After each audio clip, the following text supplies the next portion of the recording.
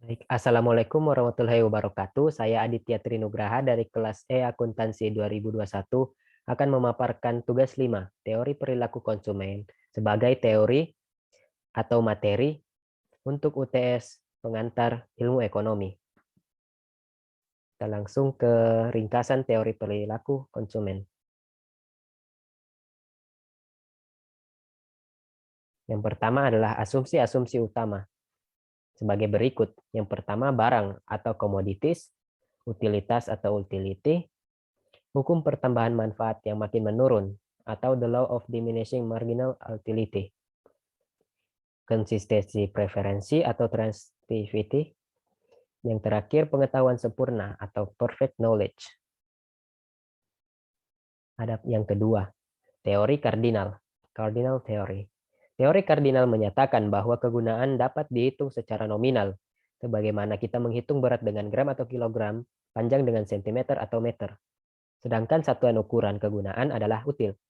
Ketiga, teori ordinal atau ordinal theory. Yang pertama adalah kurva indiferensi, indifference curve, kurva garis anggaran, budget line curve, perubahan harga barang dan pendapatan, keseimbangan konsumen, reaksi terhadap perubahan harga barang, reaksi terhadap perubahan pendapatan nominal, yang terakhir efek substitusi atau substitution efek, dan efek pendapatan atau income effect. Kita masuk ke soal atau tugas 5. Jelaskan apa yang dimaksud dengan indifference curve. Sebutkan karakteristik yang terdapat kurva tersebut.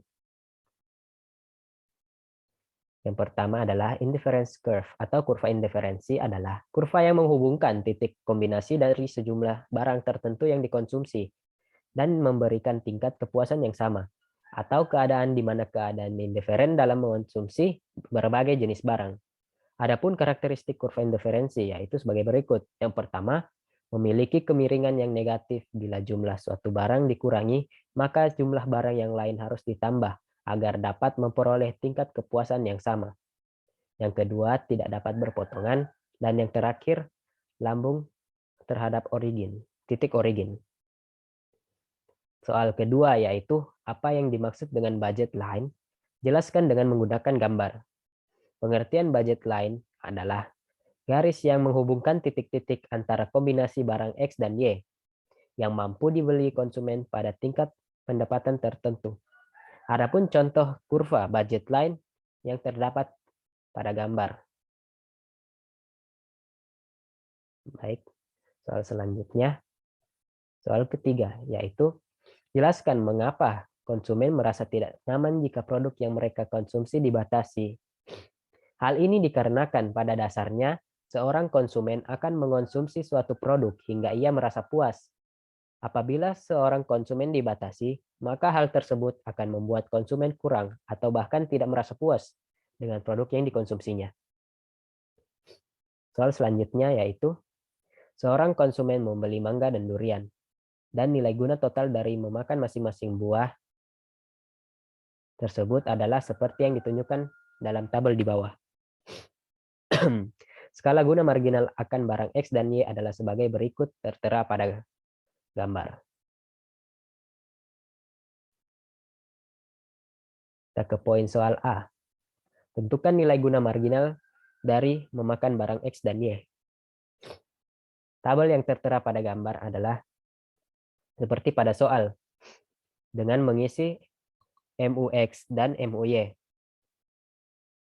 Dari tabel tersebut menjadi tabel ini. Soal selanjutnya, poin B. Misal, PX dan PY sebesar Rp500 dan jumlah uang yang dipunyai sebesar Rp4.000. Berapa barang X dan Y yang dapat dibeli supaya kepuasannya maksimal? Diketahui pada soal, PX dan PY adalah Rp500. Uang yang dimiliki adalah Rp4.000. Yang ditanyakan pada soal adalah, berapa jumlah barang X dan Y yang dapat dibeli supaya kepuasannya maksimal?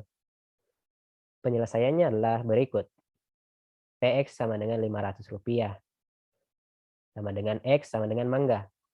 PY sama dengan Rp500 sama dengan Y sama dengan durian.